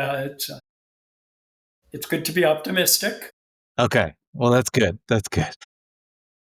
And I think I have another 40 or 50 trees up there that we call style and cells that are really good trees that they get singled out. And interesting, a lot of times they're leftovers. They're incredible trees that people just didn't pick, didn't see. And so we'll work on them, get them into a pot, and we have an arrangement where there's a base price for the tree, and then the stuff that Marai does to it adds value, and we have a way to share that. And it's tree dependent. So I wouldn't be surprised if I have 50 trees up there total now. I originally had 50 of my own, but I know that at least 20 of those have sold, and primarily smaller chewing and size trees they're what I would call one-man trees. I have an overwhelming number of two-man or dingo trees that are so big we put them on the dingo because Yes. they're, as you know, the bigger the tree, the more difficult. The pool of potential buyers dwindles rapidly. And in my driveway at my house, lots of people could tell you this. I've got half a dozen trees out there that they're within 20 feet of a public road. People walk by them all the time, but they're so big that you couldn't really. And I have precautions in place so that nobody gets them. But I don't put tiny little passersby can walk up, pick it up, and walk away with it because a couple of those did go missing. Most of my tree in the backyard. I keep small stuff. None of it's show quality in general. It's fun stuff that I can wire and dink and do crazy stuff that would be considered unacceptable by common bonsai standards. But a lot of times I'm starting with some pretty hideous trees too that have some outstanding characteristic, and it is fun to try and make it look pretty somehow. So, do you have a desire to have a collection that you keep forever, or is there not much of a desire there personally? No, I definitely have trees that I I like to keep around. I like to walk by them every day. I like to see them. Uh, and like anybody else, it's fun to work on a tree that you've had for 15 or 20 years, right? I Absolutely. mean, if you keep pictures, and I'm not super good at this, I know a friend of mine, Walter Paul, keeps succession pictures and he's super organized so he can look back and you can go almost like a slideshow of the tree's evolution. I'm not that organized, but I am oftentimes shocked when working on a tree and it's getting to be so good. And I'll look back and see even 3 or 4 years ago when I first styled it or worked on it, it's like, wow, that was quite a dog, Randy. And look at that. It's actually going to turn out to be something. I also like to have some really big trees in my driveway so that every time I come and go from the house, I walk by these big, colorful character trees. And some of my biggest trees have very little styling on them. I'll do a little bit of manipulation, but my stuff at Marai would be considered, when they're prepped and ready, they're gorgeous and they would be considered show type trees, all dialed in. But at my house, I have a lot of things that would have a more wild feel that remind me more of what I typically spend most of my time around in the mountains. Okay. So I'm not sure if I understand what makes you want to keep a tree or not, as opposed to sell it, because I think I've heard you say that you sell your best trees. Is that correct? That's true. With only a few exceptions, I have sold way better trees than I keep. Right now, for instance, in my driveway, there are two trees that I want to keep. They're both ponderosas, and the others are big and crazy or unique, but I would sell them and they are available. But they're also stuff that I keep here. My nursery is about 5 miles from here, where I keep the bulk of my stock. And for me, moving forward, I like limber pines and ponderosa pines. They also are less finicky than a Rocky Mountain juniper. I'll be the first to tell you that they are probably the most finicky species I deal with. I think mountain hemlocks might be second. And the Rocky Mountain junipers, my best trees overall would be up at Marai. And, I don't know if you know this story, but I'll share it. I think Ryan wouldn't. I think it's common knowledge for some of his older students. When I first met him in about '07 or '08, he was still in Japan. He would come out. He would come home at Christmas every year to see his parents, and then he would have 4 or 5 days on his way back to Japan. He would stop at my house and work on trees with me and trees that he had purchased or was thinking about purchasing. We'd work like mad for 3 days or 4 days straight, and then he'd hit the plane and go back to Japan for a year. In the process of that, he helped me with a bunch of my own trees. So when he came back in 2010 and began his nursery, he had a lot of raw, unstyled trees, or they were first year in pots. You're not really styling them because in general, he would prefer to to style it first and then plant it later on. But sometimes, just because of time, you have to plant it first and style later. He had trees that he couldn't work, and my trees were more. I had 20 or 30 or more trees, maybe 50. We started with 50 that were further down the road to progression. So he could work on them and his students could work on them. You could have classes. Everybody worked on them. And then they looked pretty. So they went on his benches, which had a lot of unstyled or unfinished, or a tree after its first or second styling just needs time for growth before you can continue its evolution. So that's how my trees came to be up there in the first place. There were things that, because he started with classes and needed trees in all stages to work on progressions through the different seasons and the different, whether you're repotting or working on pad development. So that was the beginning of how my trees ended up there.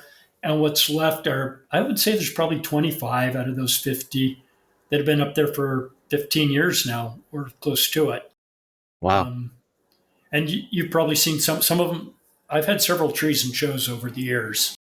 So I have some trees that are noteworthy up there. In fact, if you were to pull all my trees out and put them on benches, you would say I had a collection. Gotcha. And the trees at Mariah are significantly better in general than here in my house. Makes sense. I definitely know some of your trees, and congrats on the PBE award that you won. That was pretty impressive, Ponderosa there. Will you be attending Thank you. the next PBE? Will we see you there? Well, I have just recently chatted with that about Ryan. I kind of wanted to be in the last one, and things just didn't work out that way. So, Yeah. as far as I'm concerned, I'm going to have a tree in the next PBE. Fantastic. I expect competition has gone up quite a bit. I also know that you had a pretty good year about a year ago. Thank you very much. So, as far as I know, it sounds like there's going to be Mariah student trees, and Ryan's going to participate next year. I can't speak for him, but I feel that that's the way things are headed, and I hope so. Great.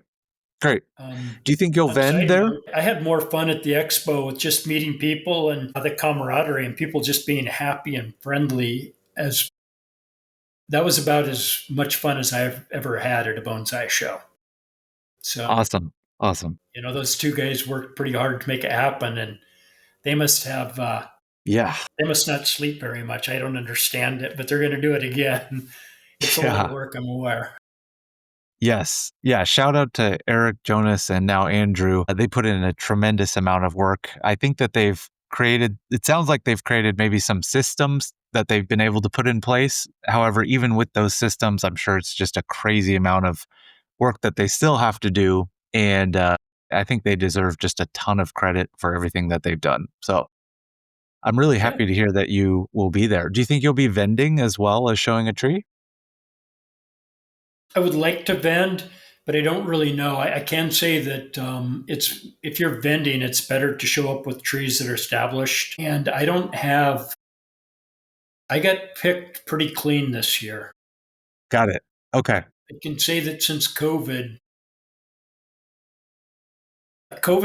didn't hurt me. In fact, it was a great year. But something has changed in the bonsai world as it affects me. And this relates to your earlier question about customers. It could just be the passage of time and people are aware that it's immodest for me to say, but I collect really good trees. And You do. I think people know that. And I don't have a lot of carryover from year to year.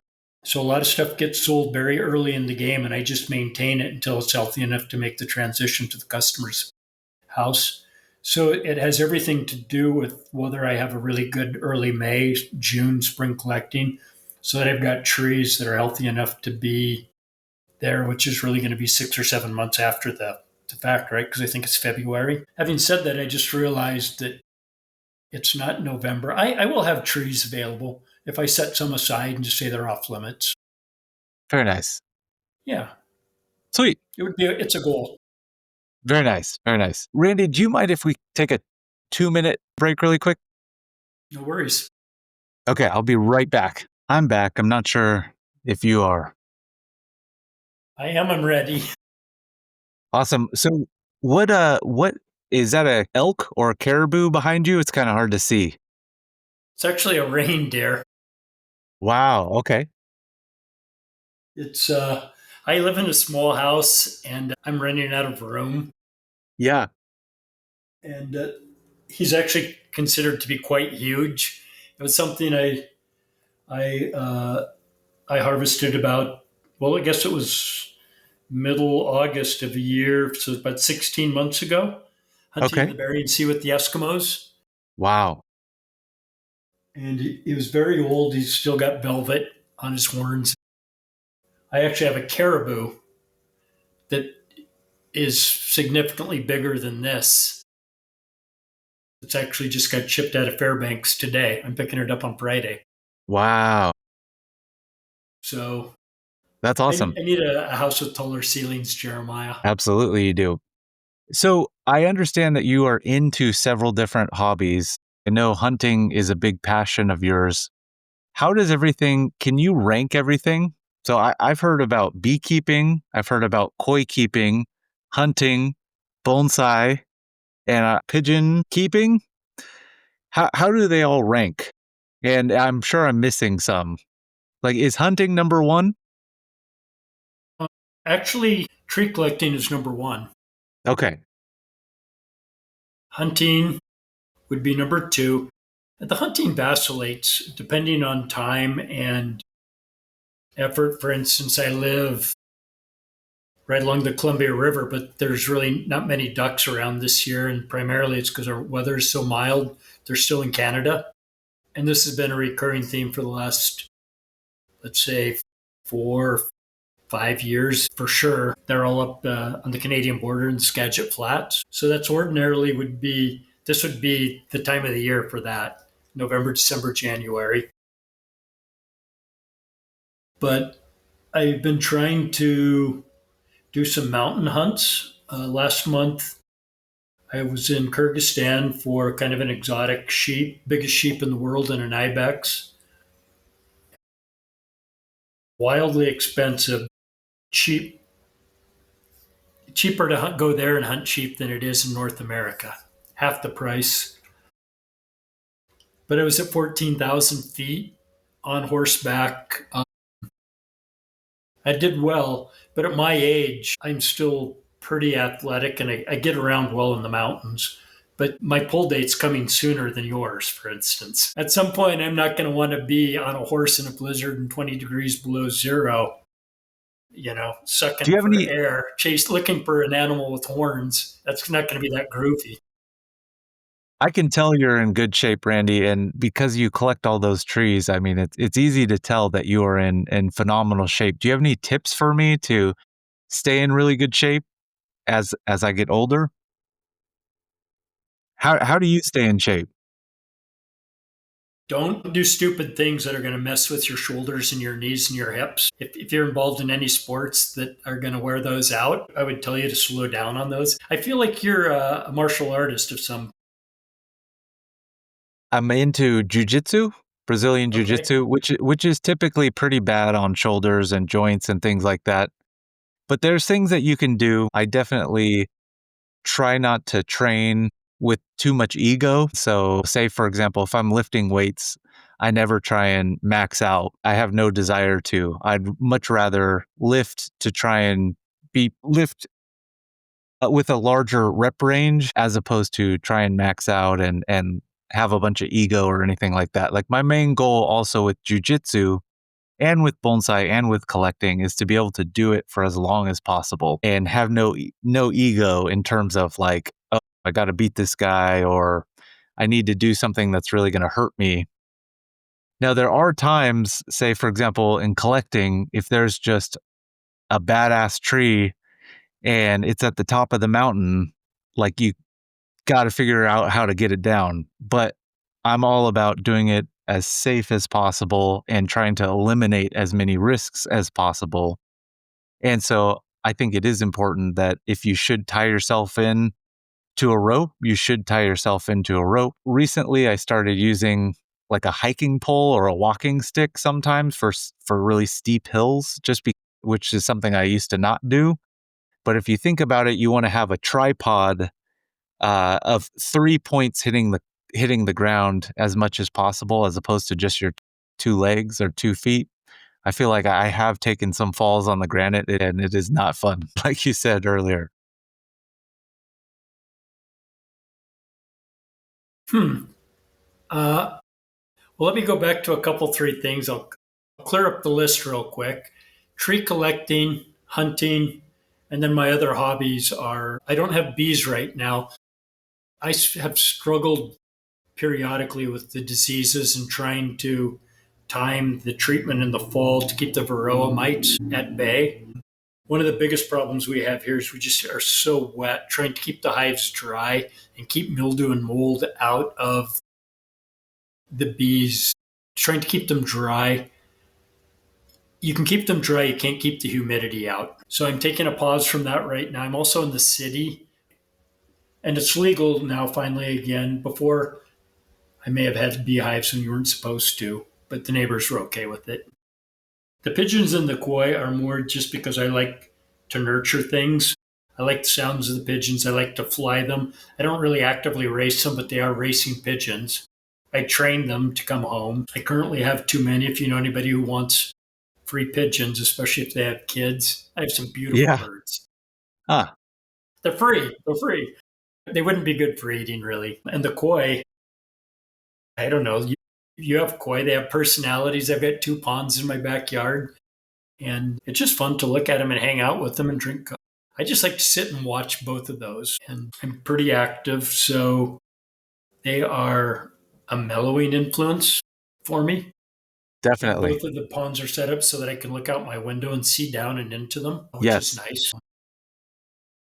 And they're just colorful and beautiful. They are. So for me, bonsai is more about my thrill with bonsai comes from getting out and finding good trees and successfully getting them out of the ground. Do I still like to wire and style and do that? I do, but nobody knows me for that. And my wiring would be, I mean, if I was in a Mirai class, I would probably with anybody, I'd get in trouble for some take cheating on the wiring. I can do show wiring, but it's a struggle. And if I have to do it, it's like, well, this isn't as much fun. Yeah. So, and I used to collect artifacts, which mostly amounted to walking around in the desert and picking up arrowheads or on the beaches. And I've kind of gotten away from that, but I feel like I might do more of that again. I've done other outdoor pursuits. I fish. I try and go somewhere every year to go fishing for something in a new place, exotic. I went to the Amazon 3 or 4 times. That was fun. Last year I was in Louisiana, before that in Panama. Hunting is kind of unaffordable, so I don't do as much exotic stuff as that. But I'm going back to the sheep hunt where at some point I just won't. I'll live to be 90 barring disaster genetically. So that's 25 years. And at some point, going down into the jungle and getting bit by things all day long, or freezing, and can't feel the end of my fingers for a couple of days, I'm going to say I'm done. So I am really trying to get a few things accomplished in that order. And I'm currently actively saving for. It took me 2 years to save for that sheep hunt, because even the best collectors don't. There's way better avenues to make a living than trying to be in the bonsai business. You've heard this, you can observe it. It's like, yeah, you could go out and get a regular job and do way better. And you'd have like a 9 to 5 if that's your thing. I digress. Oh, I'm saving money to try and get a little bit bigger house. Actually, so I have one room with taller ceilings, and what would be perfect is if I could be in the city and have 2 extra lots so that I could move my nursery and have it on site, and then enough ground to field grow about 1,000 trees, maybe 2,000, 2 or 3,000. You'd be surprised. They don't all come out good. Lots of them are coals and, end up on the burn pile. But Yeah. Yeah. that's a fun pastime. I have quite a fancy yard with trees and bushes and flowers, and I like to garden, weed. I'm an outdoors. My world and my life revolves around being outside. That's I've got a fantastic. pug dog. I may be getting another puppy. That Uh, makes no sense, but it might happen anyway. yeah. And the dog No, goes with me in the mountains. She just did 60 miles, and well, that's a lie. We did 40 miles in the Sierras. wow, that's impressive. So yeah, I mean, it's well, you have dogs. I've seen pictures of you with dogs. It's fun to. Pets are pretty awesome. Absolutely. Did you get some good trees in the Sierras this time around? I got. Well, repeat the question. Did you get some trees in the Sierra? Some I good ones? did. I actually got. I found a place that I'd never been. Permits were available and easy, which isn't always the case. Or a lot of times I've had permits in areas that I considered to be kind of a waste of time. It was more like a nature hike. Yes. Bishop. I got one very nice Sierra juniper. I got a few trees that were, I would say, they weren't terrible, but they're mediocre. They would be like commercial sale trees. But I got half a dozen lodge poles that I would consider to be show trees. I know that I've heard in the past, and I don't know if this is true, that people in California don't really like their lodge poles because they don't bark up very well and don't exhibit old age characteristics. Is that true in your opinion? I don't know. I will say it seems like lodgepole are not the most popular trees in California. I don't know why. I mean, I think a fine specimen would be a great tree, and people should like them. I have seen some individuals grafting white pine onto lodgepole, which I think looks really good, and have had some success with that. I know Boone had a few lodgepole that he grafted with white pine, which looked really cool. So I don't see why people should not like them, but I do think, like, generally speaking, junipers are always going to be the popular thing, and maybe ponderosa after that. So I'll just say this: the stuff that I did bring home, people will be fighting for the lodge poles, no question. Awesome. Awesome. The biggest problem that I have found with Sierras down there is the dead wood can't compete with the Rocky Mountain junipers. And it's hard to get a heavy trunk with good movement that's under knee height. As you know, they just get too big. The best ones are always like, so. But having said that, I will also say that it's my opinion that the old Sierras, typically they're upright trees, but they're just massive bases and they exhibit characteristics of old age and just grandeur better than any tree in the Rocky Mountains. The best ponderosa pines are about the same, but the Sierras are striking, and I think the Sierras are actually a little prettier than the Rockies, which I say hesitantly because I've been to the Sierras 8 times in 9 years, but I'm in the Rockies 4 or 5 times every year, and it'll always be that way. Going to the Sierras is more about an adventure trip, doing something because of the time and the weather permit it, much like Alaska would be. If I went to Alaska and collected trees, it would be a personal trip, and I'd probably have a few extras and be able to sell them for sure. But it's more about going to a brand new place and trying to figure out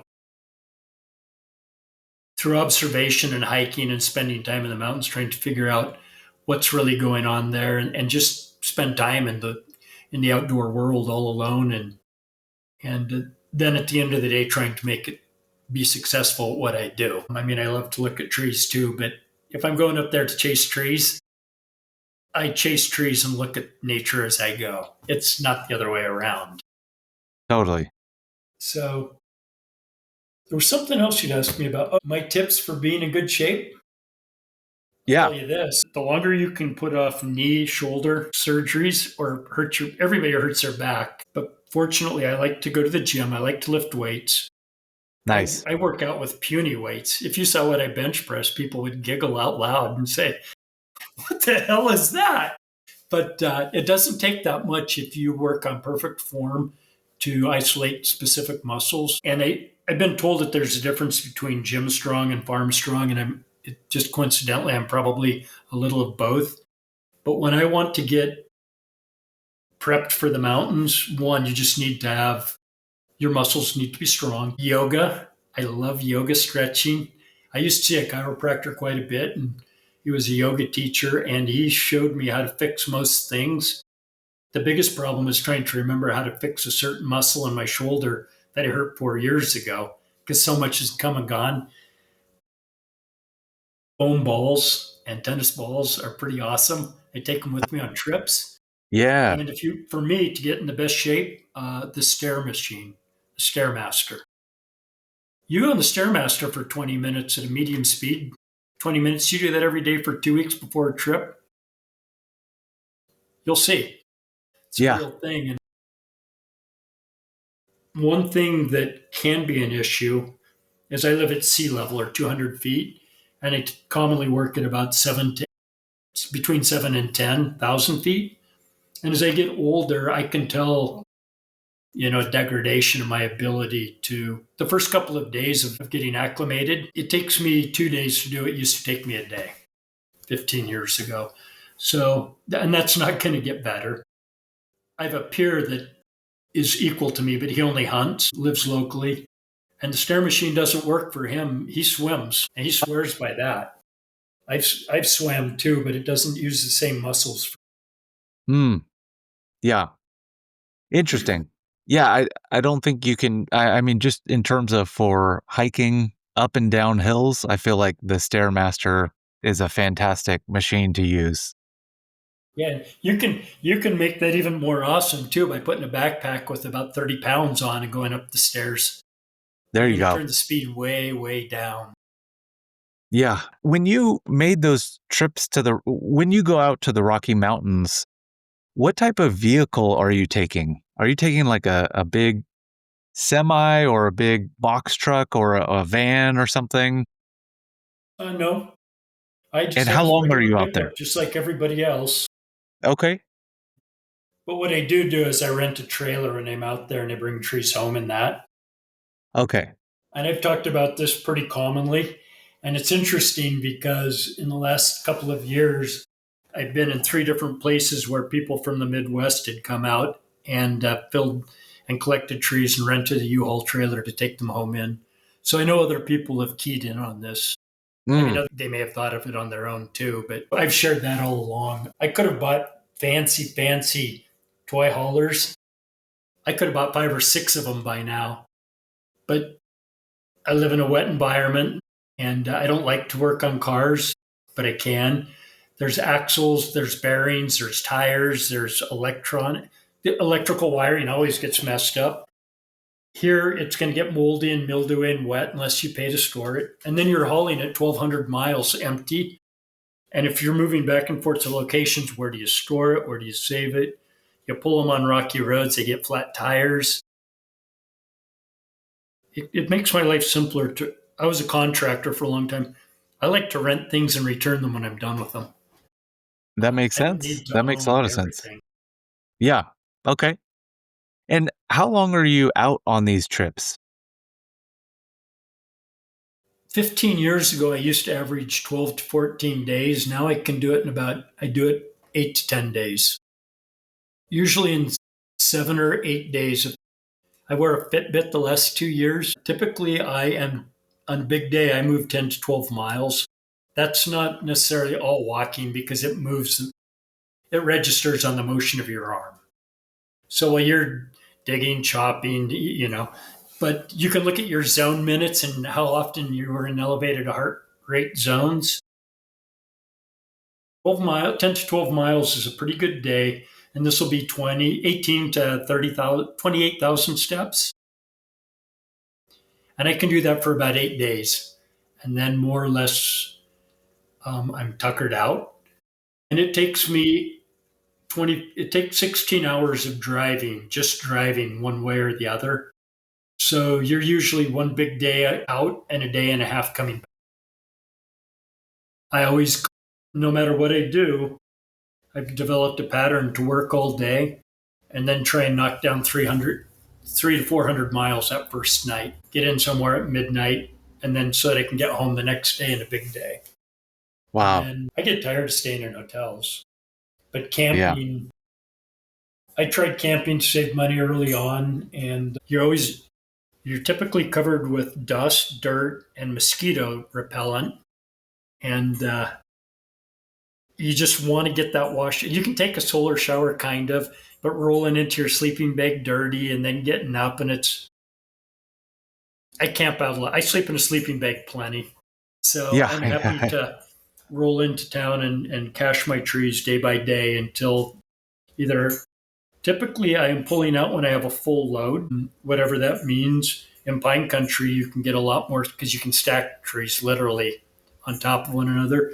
If you're getting junipers and anything with exotic dead wood or brittle branches, you get maxed out by volume, because you cannot stack. You don't want to touch very much. There are times I've come home with the passenger seat, a tree in the passenger seat that had super delicate, exotic, Bungenesque deadwood, and one or two in the back seat.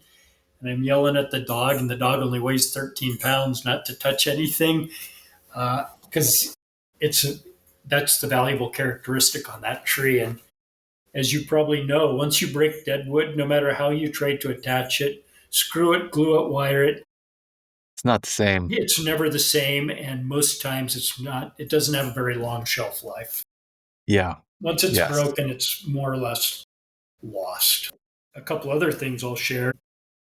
I run across a lot of people. If you live in Portland in the city, I'll have friends say, "Well, I couldn't go to Beaverton. That's 12 miles away. That's going to take me like a half an hour to drive there with traffic." It's like it's 12 miles. Do you really hear yourself? And I know that it's a long haul, but I go to the Rocky Mountains because that's where the best collecting is for me. And I've built relationships with lots of ranchers, and I have all sorts of backup support with friends, and the majority of whom aren't even bonsai related. They just think they don't often remember my name. They recognize my face, and I say, "I'm Randy from Oregon." I remember and they know me, and they're happy to see me and chat, and we talk because oftentimes I don't see them but every 2 or 3 years, and that's likable. I mean, that's human nature to want to go back up and catch up with some ranching couple or an old timer that lives out in the boondocks, and what have you been up to? What's new? What's going on? And I like that. That's one of the things that makes me want to go back to a lot of places. Colorado's the only place. I have bonsai friends there, but people in Colorado aren't very friendly. Really? People, when I go to California, even down in Southern California, I almost never have anybody tell me no if I ask for permission on private property. I explain what I'm doing. "Oh, yeah, that'd be fine. Feel free to drive out across the field if you want." Yeah. Okay. In most other states, they have pretty good response unless it's hunting season. And then, I just don't go onto private properties in hunting season, especially, I don't. People get weird about it, then things happen. It's just a fact of that lifestyle. But in Colorado, people 9 times out of 10 will tell me no, even if they only own 2 acres, but there's 6 square miles of national forest land and it's only 200 yards away. They won't give me Yeah. permission to cross. And I don't know what that's about. I've been pretty vocal about this because it's a recurring theme. And Yeah. I've had a lot of people say, "Well, they moved there from California and Texas." And there's a lot of that, but most of them are just, "This is our ground. That's our backyard. You can't go there." There's a term for it. Mhm. I forget what it's called. The acronym, "Not in my backyard," maybe. Is that what it is? NIMBY? I think that might be it. It is fun to explore too, but I find that if I go into new country to explore and I start to find good trees, the exploring's out and I've got purpose. So Absolutely. I try to make exploration trips in the spring. Um, when I know that for the first 4 days, I'm not going to collect a tree, even if I could pull it out by my hand next to the road. I don't, I don't, I just continue to explore mountain ranges. And I know that the younger generation and people in general embrace Google Earth and technology and probably drones and other stuff.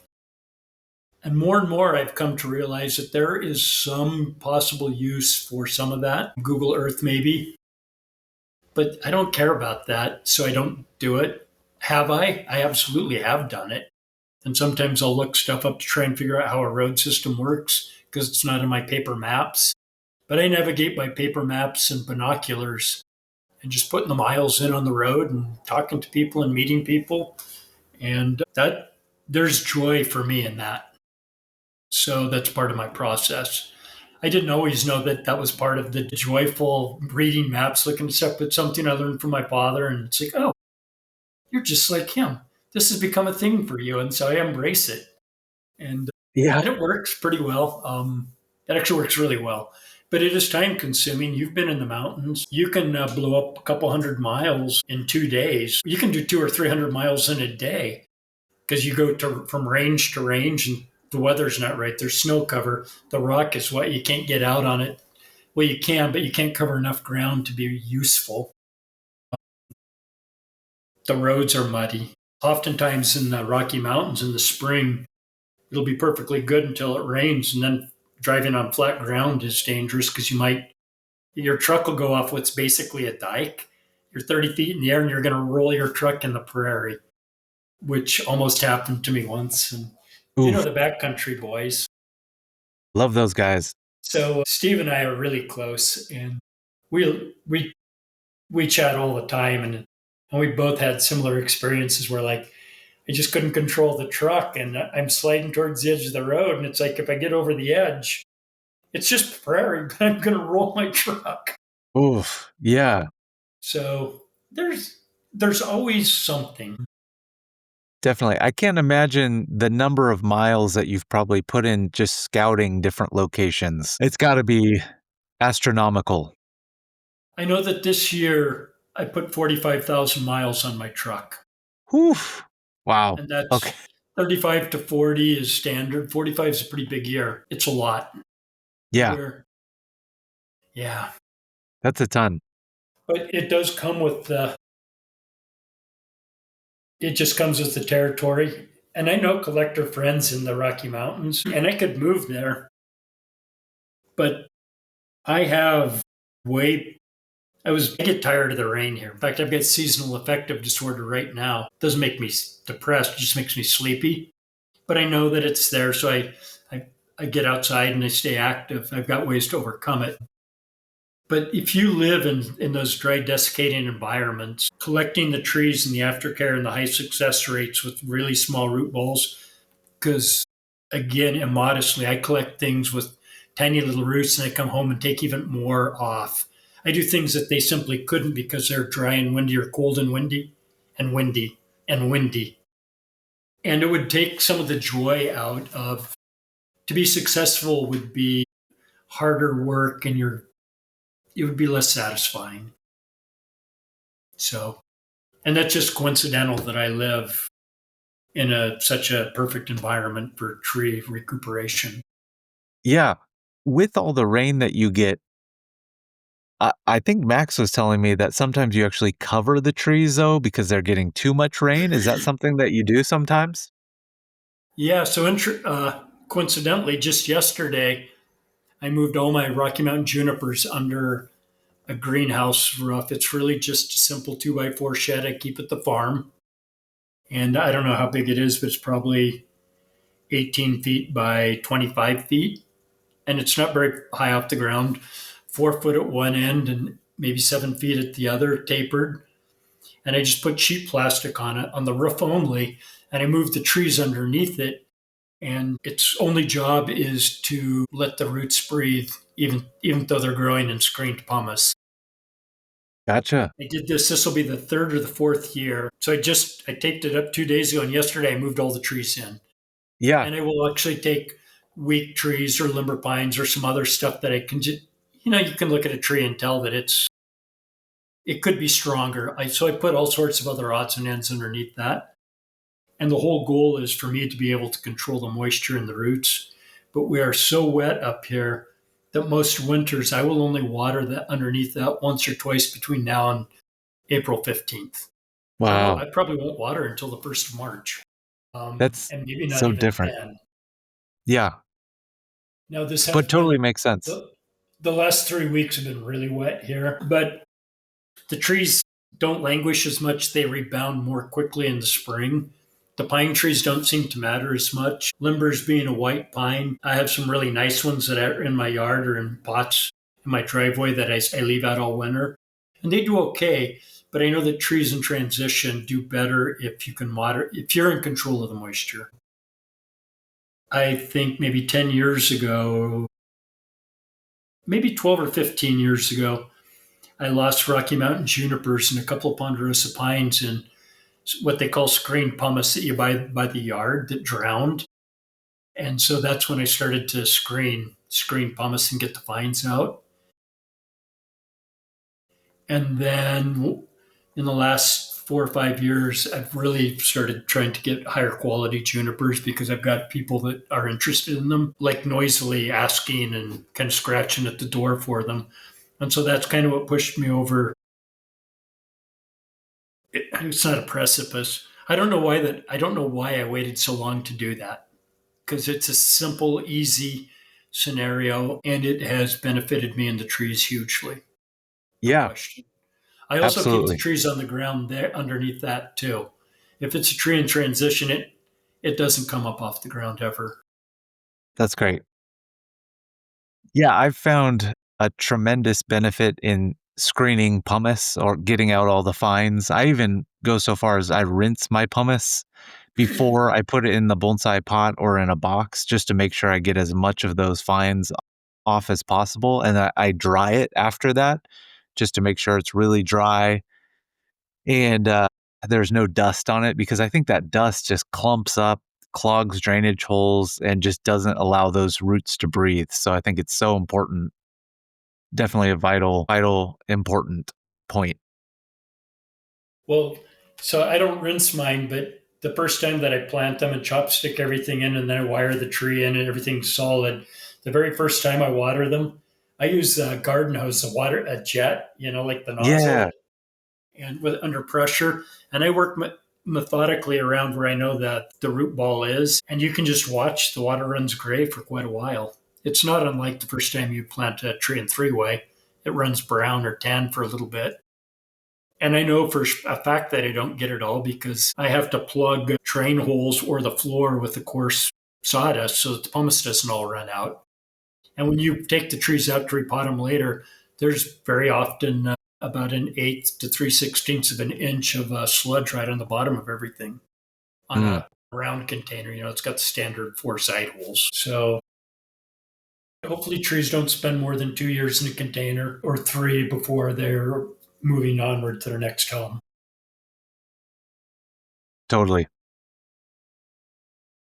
Well, Randy, I have really enjoyed this conversation, and it's such an honor to get to chat with you and pick your brain on things. I guess I kind of had one more question for you, and maybe kind of a deep one. I don't know if this is a good question or not, but I'm just going to ask it. I'm curious. I mean, you've done so much with collecting Yamadori, and like I really consider you probably the greatest of all time in terms of collecting Yamadori. Is there anything else that you want to still accomplish in terms of to leave a legacy? Or do you have any goals that you're still chasing after? Or are you pretty content at this point in time?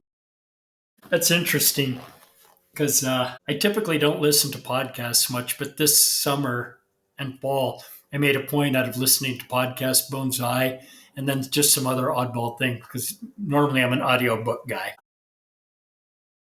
I just listened to one. Well, I'll share it. You can make of it what you will. But it was by Cameron Haynes, who is a famous bow hunter. But the audiobook I listened to is really him talking about wanting to be an endurance runner. He didn't really address it that way, and I forget what it was called, but Endure, I think. But he made the point that if you don't work at pick one thing. He's very singular. Most of us have multiple things we're interested in. We're never going to be as pinpoint, laser focused as this guy is. But he was saying something that I've heard in different ways at other times. One of them was Outliers a few years ago. That was a book. But at some point, if you don't work really hard at the thing that you love or want to be successful at, unless you really are all in, the best you're ever going to do is be average. And it's funny because I don't think of myself that way, but I think of myself as an average collector that just works harder than the other guys. I don't know if that's true or not, but it's how I see myself.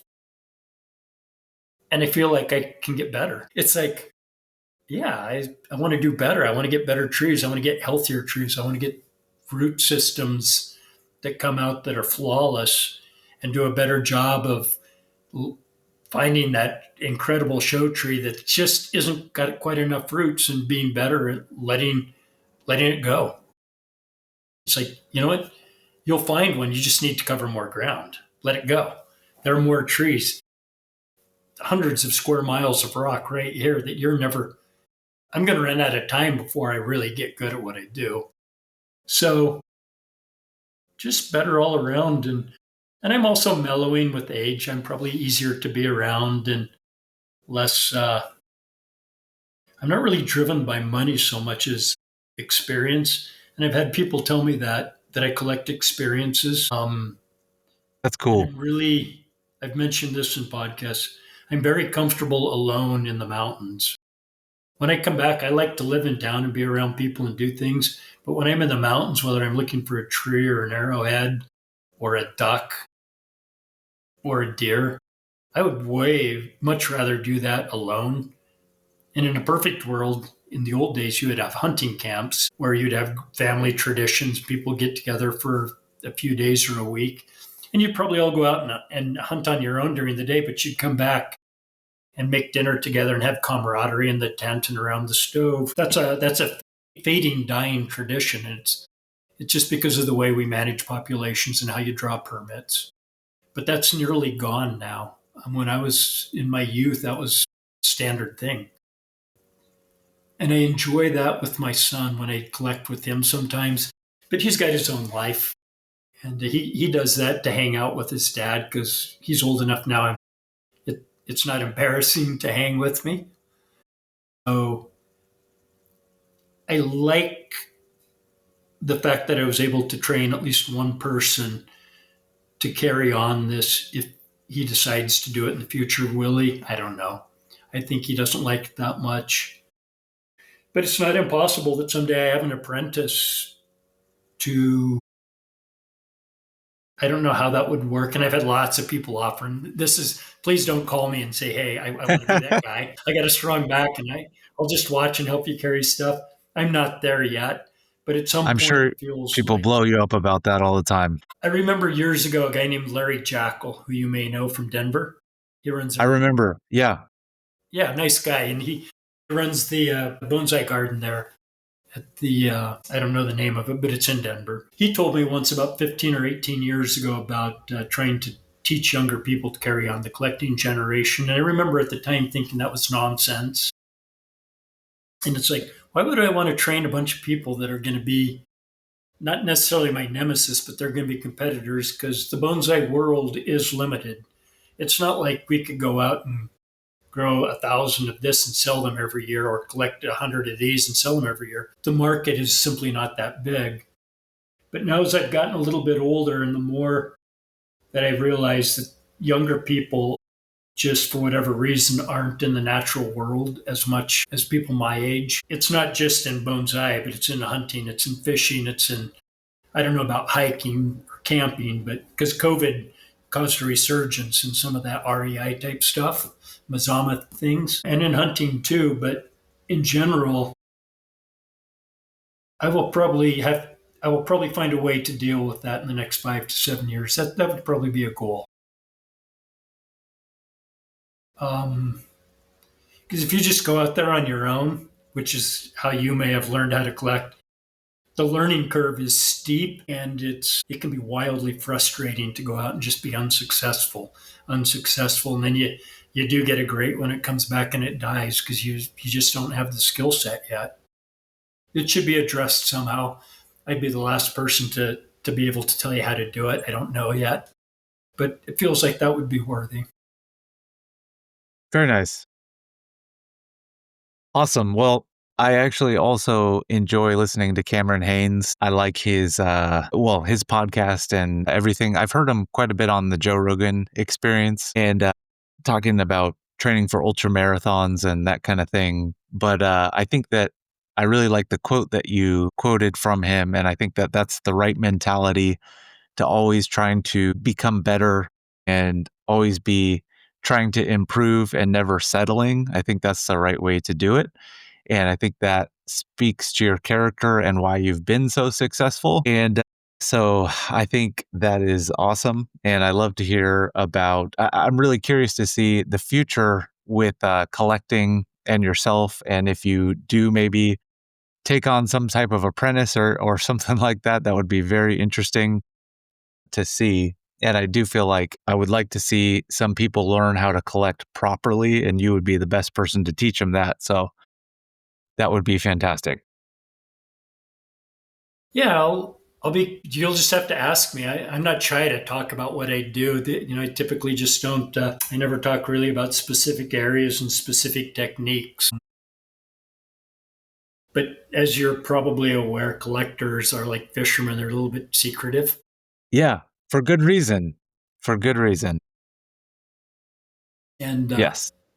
and I get it. Yeah, food for thought at the very least. Yeah, all I can say is, at the end of the day, I'm just lucky to have literally fallen into a job that suits me and my personality, and I was able to become pretty successful at. And planning had no part in that. It was just happenstance and lucky. And we're also, I'm going to make one quick little pitch here that North America is blessed with an abundance of trees, outdoor environments. And I guess I'm making my case that if done with rational thought, collecting doesn't have to be a predatory thing that people could equate to looting the natural world. It's not the same as standing on the last dead elephant. And the amount of land out there, I don't know if you've spent much time in the Rocky Mountains, but the Western United States is like big. When you fly over it, it takes a couple of hours. Yeah. More people should get out, and at least I wish a lot more people would get out and think about collecting trees, whether they do or not, but just to go out and see them in the native environment and see how trees actually grow in the real world. Not everybody's going to like it. I understand. I'm biased, so I don't see real well. But to me, it's perfectly obvious. But anyway, it was just passing. Yeah. Awesome. Well, I enjoyed all your thoughts and passing thoughts, and I really, really appreciate your time. And I need to get I think one of my goals is to have a Randy Knight tree in my collection. I still technically don't have one right now. So I'm hoping we can make that happen at some point in the future. And I would love to come see your place someday. I think that would be absolutely awesome, and really, really appreciate your time. Thank you so much for speaking with me today. More kind words. Thank you. Well, let's just work on trying to make a tree in your yard happen. And you're welcome to visit anytime. Really appreciate it, Randy. Thank you so much. And happy holidays. Merry Christmas. Thank you so much. Well, happy holidays to you and your family. And I hope you can edit something useful out of all this chatting. Oh, it was fantastic. It was great. Thank you so much.